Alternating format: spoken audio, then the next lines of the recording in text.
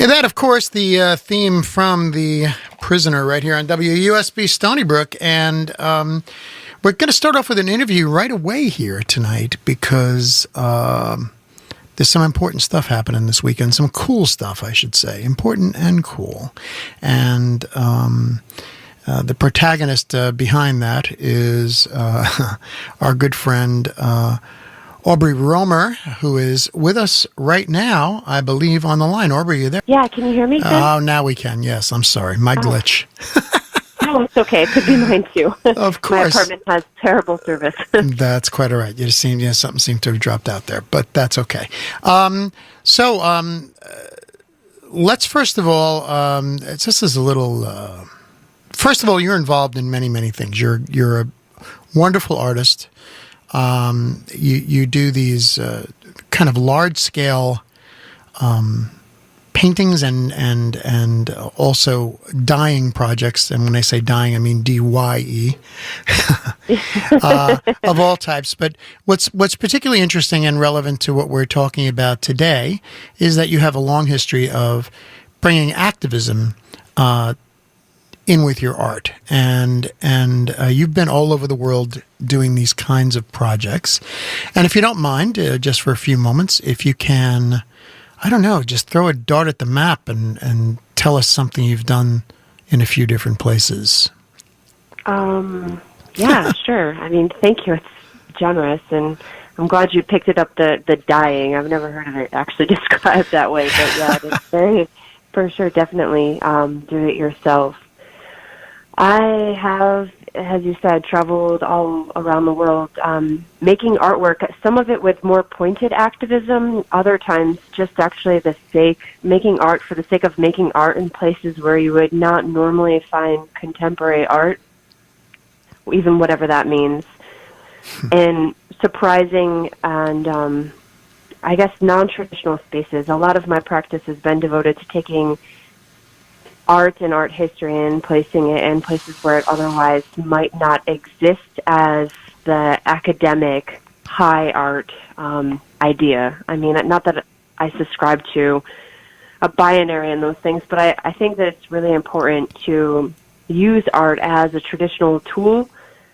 It's one of the oldest activities of humankind, and I've been really interested in this in my studies and also my work of how we as humans have used it as a way of coming together and actually creating community and creating a space where people make beautiful things, sometimes with a more pointed political motivation behind them, and other times just for the sake of making something meaningful together. And I like to do both. So let's see. I guess recent projects include a lot of the work's ongoing. I guess I worked in Nicaragua with sugarcane workers and an NGO called La Isla Network that spearheads research and advocacy for chronic kidney disease of unknown origins. I've worked with an amazing team of artists and also civilians, farmers, agricultural workers, community members, lawyers, and doctors on the ground to help advocate for a disease that's disseminating hundreds of thousands of people working in rice and sugar production across the equatorial belt. I've been involved with that for 4 years. Yeah. We just did a project with Art Prize in Grand Rapids, Michigan, which, although it seems much more close to the art world than making work in the sugarcane fields of Chichigalpa, Nicaragua it still felt very different than what New York City feels like for the art world. You know, I guess it's all these variations. Well, one of the things I find fascinating is the fact that you do bring in, when you do these location projects that you do, which are gargantuan, by the way. You take on a lot. You involve the entire community. Yeah, it's not like Aubrey's just painting some little 4x4 painting in somebody's house in some place in Nicaragua. She's involving the entire community in this beautiful process that helps about self-realization, self-identity, It's beautiful work, Aubrey, and you do that everywhere, and you bring all these people in, and the fact that you're creating community is just is with your art is such a beautiful thing. Oh, geez, that's very super generous of you. You know, it's funny because I started doing this work. God, I think I started really going for it in 2013 with a strip club in Brooklyn called Pump. That was my first, and the highfalutin, high art term is social practice. My first social practice project was in a strip club in Brooklyn, and I had a quote-unquote residency there. It was really amazing. I learned so much from working in that space and also with the women, and it was in a pre-Trump time, and it's not just to like point to him as like the only divisive factor, because the way in which we operate now as a country and I think a global community has changed significantly in the past couple of years. But back then it just seemed like business problems as usual, whereas now it's a lot more intense, and the work is seen sometimes through a different lens, which is unfortunate. But the idea really is just as basic as, I don't know, bringing people together to make art. I mean, not that it's like cave paintings, but that very early sentient impulse of humans to just create things and create them together. It's much like making music. That kind of analogy, but applied to art. I just think that things become richer and stronger when there's a lot of voices involved. Yeah, and you know, not that we want to, because I'm sure we could get bogged down forever in political discussions here, but a lot more license, shall we say, is currently being enjoyed by those who have, shall we say, not the best motives. Yeah, I just think it's made it really difficult. Even those who have good motives, I feel, have become very reactionary and protective, and sometimes these things they just get difficult. But you know, every eon or epoch, not eon, every epoch has its own challenges, and hopefully lots of great music and art and movies and literature and cuisine will come out of this discord. Yes, I hope so too. But I also think that, and I'm sure you'll agree with this, that art, whether you're dealing with problems with issues overseas where you have entrenched yourself, or right here in the U.S., is a great balm to the soul, and to be creative and to enjoy art in general is something we should be very conscious about seeking, about doing. Oh my God, yeah. One of the greatest joys I've had in the past couple of years, I work with this NGO that is an interdenominational organization. It's a couple Christian parishes and a Jewish parish who've worked together, and I'm sure that they would include an Islamic branch or a Wiccan branch or whatever other kind of branch had they been around or interested.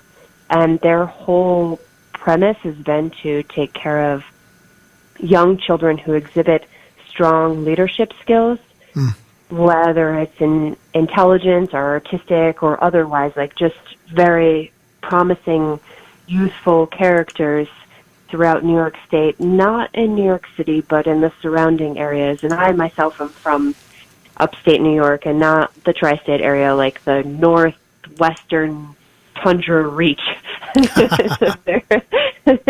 And this organization, they take care of children who come from the impoverished countries, or impoverished country and the impoverished inner city, but the small cities that decorate the great expanse of northern and western New York. And they take care of the immigrant children, and they make sure that they have a fighting chance to have exposure. And I've had the great honor, especially during these last 2 years, to work with this organization to make art with these kids who are like little geniuses, and they're all colors and backgrounds. The only thing that unites them is a similar socioeconomic disadvantage in our greater system here in the U.S. And this has been such an amazing experience because the whole group has been a very giant melting pot. And the way that I think we're always taught about American exceptionalism, this group really has that. And every single summer that I've had the wonderful opportunity to work with them, not only do we make an amazing piece of art together, but it just brings such an incredible community, and it helps not only give an outlet to things that are painful in a difficult time, but also a light that we can all carry, not only in that moment, but especially for the younger kids, because I'm not the only artist in the program. They have really incredibly talented artists from every kind of field, musicians, poets, dancers, painters, singers, songwriters who come in from pretty reputable places to work together. And this experience, I guess, as far to speak to like art really making something, is they really hit it on the head. It couldn't be more pure. Making a difference. Yeah, but also making art, and it doesn't feel lofty or preachy or didactic. It feels like people just actually coming together to break bread and build things. Yeah. It's pretty basic, and that's nice. It is. I think it's what life's about. Yeah, it is what life is about. Life is about, and that's a beautiful way to put it, Aubrey. We're talking with Aubrey Roemer right here. We only have a few minutes with Aubrey, but she's got. Well, you've been in and out of Montauk for a while now. Yeah. Talk about the start of that relationship. Yeah. Yeah. Well, my second quote unquote social practice project was Montauk. I suffered a messy heartbreak at my own foolish accord, and I'd applied to graduate school at Yale and got an interview and didn't get in. I had a crappy waitressing job, and all these weird things happened, and I went out to Montauk in the middle of winter to escape. I had only heard about Montauk like a distant fairy tale and not really knowing what it was. And then I went out there in winter, and I have to tell you, it just mesmerized me. The locals who are there year-round, and their beautiful little hamlet. It just really inspired me, and then I ended up going out there and doing a huge project with the community that went from the winter through the summer to the early fall, and it really kind of propelled my whole practice and gave me a lot of press and notoriety that I didn't expect from it. I just really wanted to go out and document the community in a way that was, I guess, archaic. I mean, I ended up painting 200 plus portraits from life on old linens, and then installing them with the fishermen and the moms and the friends and the other artists and just the actual people who live there all the time. It was really amazing. And they opened their linen cupboards and hearts and homes to me, and I am still so very fortunate to call Montauk my home. I ended up living there after that project and never wanted to leave. I was there for 3 years, and I still go back as often as I can. That place is so beautiful, and not for the overpriced drinks and the fancy social scene. It's a much deeper way of life that's connected to the earth and to that's really what it is out there. It's community and earth. Yeah, and the environment drives life out there, and it's you're really in touch with it when you're living out there, especially in the winter. So oh my God. Yeah, it's a real thing because there are only a few stores, and you have to be prepared for storms and tides. And if you're surfing, you know when the tide is coming in, when it's going out, how the waves are, how the wind is. And I'm like a cyclist, not a very good surfer, although I really tried. But you really, that's what's so special about there. So I'm really excited to be out there this coming weekend again. Yeah, so you're heading out there this weekend, and you have a project that's also very inclusive with people, And so it's this Saturday, the 20th. And tell us what's going on. So I am super fortunate and completely honored to have been approached by Guildhall to do a project there. It's a pretty spectacular opportunity for me as a young artist, and they wanted an educational project that is interactive and has a lot of community engagement. So I pitched to them, let's do a beach cleanup as a community and pair that with a cyano-type workshop. So we'll go and collect all kinds of garbage that we find along Main Beach in East Hampton this Saturday from 11 a.m. till probably noon, an hour of cleaning, and then I will have all these old linens that are not only from the East End, but that I have collected from other people all around the country and world, and they'll be prepared with photosensitive chemicals, so we will be able to make direct prints in the sun on the beach with the trash that we collect. Wow. Yeah, I'm really excited about it, and I think a lot of people don't have access to archaic photographic processes, much less think about that. So all the things will be upcycled. It's kind of like archiving trash on trash, if you will. Okay. But we're, because it's old linens that would otherwise be discarded. And then with all of these prints that we collect, they'll then be cut and dyed and installed in a very long installation that amasses and takes over the education corridor in Guildhall. Oh, wow, so cool. These abstract and representational forms will make a giant C, an installation C. And the opening will be on November 16th, which is a Friday. I believe it's from 6 to 8. Well, that we can catch up on, but yes, right. Oh, okay. Sorry if that's too much information, but yeah, that's the plan. It's like I know it's a lot. So you guys can join Aubrey out there, and I think you're meeting right at the main beach in East Hampton, right? Yes, and a super important plug is that this is also led by Surfrider, the Long Island division. And forgive me for not mentioning it earlier. They've been really great about helping rally up support for the cleanup, and some of the fabric that we'll be using has been donated by the LVIS, which is an amazing East End institution too. So that sounds great. And so you guys can assist in and help make your own prints out there to contribute to the exhibition that will take place, which will be I'm guessing like essentially a marker for the event that has occurred to help clean up the beach. So we're cleaning up the beach for an hour, and if there's enough of you out there, it may take even less time. But you're cleaning up the beach for an hour, and then you're making some really cool prints with an amazing artist, Aubrey Roemer, and it sounds like it's going to be a really great afternoon. And as of right now, the weather looks like it's going to be really good. But, oh my goodness, I hope so. I've been checking back and forth. My iPhone threatens rain, and if there's a rain day, we'll let everyone know. But Aubrey, anything can happen. I know the East End weather. The East End weather can say rain, and then it could be sunny skies. That's correct. Know.